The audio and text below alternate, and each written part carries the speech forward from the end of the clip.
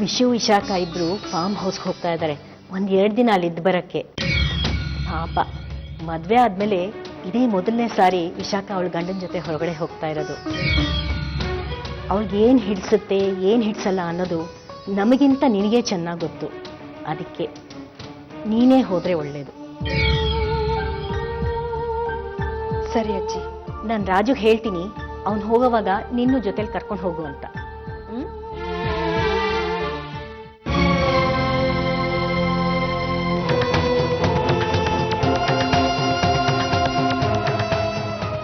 ನಾನು ವಿಶಾಖ ಫಾರ್ಮ್ ಹೌಸ್ಗೆ ಹೋಗ್ತಾ ಇದ್ವಿ. ಗೊತ್ತಾಯ್ತು. ಅಜ್ಜಿ ಹೇಳಿದ್ರು ನಿಮ್ಮನ್ನ ಅಲ್ಲಿ ಎಲ್ಲ ರೆಡಿ ಮಾಡ್ಸಕ್ಕೆ ಕಳಿಸ್ತೀನಿ ಅಂತ.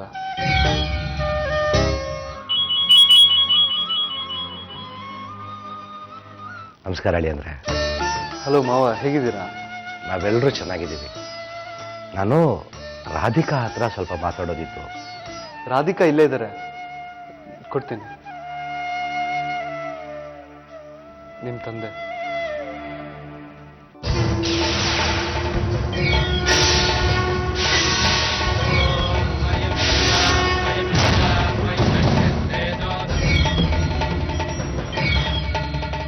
ಹಲೋ, ವಿಶಾಖ ಚೆನ್ನಾಗಿದ್ದಾಳ? ಅವಳಲ್ಲಿ ಏನಾದ್ರೂ ಸ್ವಲ್ಪನಾದ್ರೂ ಬದಲಾವಣೆ ಆಗಿದೆಯಾ ಅಮ್ಮ? ಅಪ್ಪ, ವಿಶಾಖ ಇಲ್ಲಿ ತುಂಬಾ ಸಂತೋಷವಾಗಿದ್ದಾಳೆ. ಸ್ವಲ್ಪ ಬದಲಾಗ್ತಾ ಇದ್ದಾಳೆ ಕೂಡ. ನಿಮ್ಮನ್ನೆಲ್ಲ ಯಾವಾಗ ನೋಡ್ತೀನೋ ಅಂತ ಅನ್ಸ್ಬಿಟ್ಟಿದೆ. ನಾನು ಯಾವತ್ತೂ ಇಷ್ಟು ದಿನ ನಿಮ್ಮನ್ನು ಬಿಟ್ಟಿರ್ಲಿಲ್ಲ.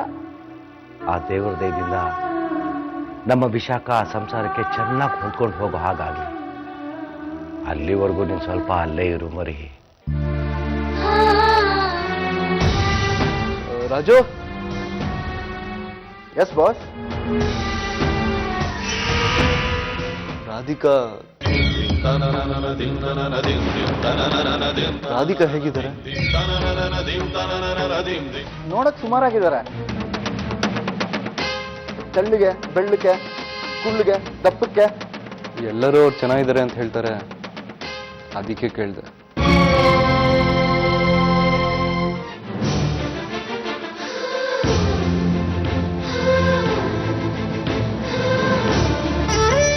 ನೀವು ಫಾರ್ಮ್ ಹೌಸಿಗೆ ಬರ್ತೀರಂತೆ? ಹೌದು, ಅಜ್ಜಿ ಅಲ್ಲಿ ಹೋಗೆಲ್ಲ ತಯಾರು ಮಾಡಿಟ್ಬಾ ಅಂದ್ರು. ಆ ಹುಡುಗಿ ಏನನ್ಲು? ವಿಶಾಖ ಚೆನ್ನಾಗಿದ್ದಾಳಂತೆ ತಾನೆ? ಅಷ್ಟೇ. ವಿಶಾಖಂಗೆ ಇವತ್ತಿಗೂ ಮದುವೆ ಸಂಸಾರ ಅಂದ್ರೆ ಅಷ್ಟಕ್ಕಷ್ಟೇ. ಪಾಪ ನಮ್ ವಿಶು ಅವಳ ಜೊತೆ ಹೊಂದ್ಕೊಂಡು ಹೋಗೋದಕ್ಕೆ ಒದ್ದಾಡ್ತಾ ಇದ್ದಾನೆ. ಆಗಿದ್ದೆಲ್ಲ ಒಳ್ಳೇದಕ್ಕೆ ಆಯ್ತು. ಅವರಿಬ್ರು ಕೂಡಿದ್ರೆ ಎಲ್ಲ ಸರಿ ಹೋಗುತ್ತೆ. ವಿಶಾಖ ಮದುವೆನೇ ಆಗದೆ ಅವನನ್ನು ಕೂಡೋದು ತಪ್ಪಲ್ವಾ? ತಪ್ಪು ಅಲ್ಲ, ಒಪ್ಪು ಅಲ್ಲ. ಸಮಾಜದ ದೃಷ್ಟಿನಲ್ಲಿ ಅವರಿಬ್ರು ಗಂಡ ಹೆಂಡ್ತಿನೇ. ವಿಶಾಖ ವಿಶು ಮದುವೆ ಆಗೋವರೆಗೂ ಸೇರೋದು ತಪ್ಪು. ವಿಶಾಖ ವಿಶು ಮಧ್ಯೆ ಇದುವರೆಗೂ ಅಂಥದ್ದೇನು ನಡೆದಿಲ್ಲ ಅನ್ಸತ್ತೆ. ವಿಶಾಖನು ಅದ್ರ ಬಗ್ಗೆ ಏನು ಹೇಳಿಲ್ಲ. ಅವತ್ತು ಮದುವೆ ದಿನ ಮನೆ ಬಿಟ್ಟು ಹೋದ್ಲಲ್ಲ ವಿಶಾಖ, ಅದರಿಂದಾಗೆ ಈ ಪರಿಸ್ಥಿತಿ ಬಂದಿರೋದು.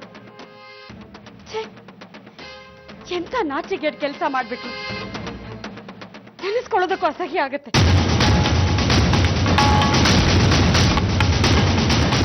ನಮ್ಮ ಬಾಸ್ ಯಾರನ್ನ ಇಷ್ಟಪಟ್ಟಿದ್ರು, ಯಾರನ್ನ ಮದುವೆ ಆಗ್ಬೇಕು ಅಂತ ಇದ್ರು, ಅವರೇ ಅವ್ರಿಗೆ ಬೇರೆಯವ್ರ ಜೊತೆ ಒಂದಾಗೋಕೆ ಅನುಕೂಲ ಮಾಡ್ಕೊಡೋದು ಅಂತಂದ್ರೆ ಎಂಥ ವಿಚಿತ್ರ ಅಲ್ವಾ?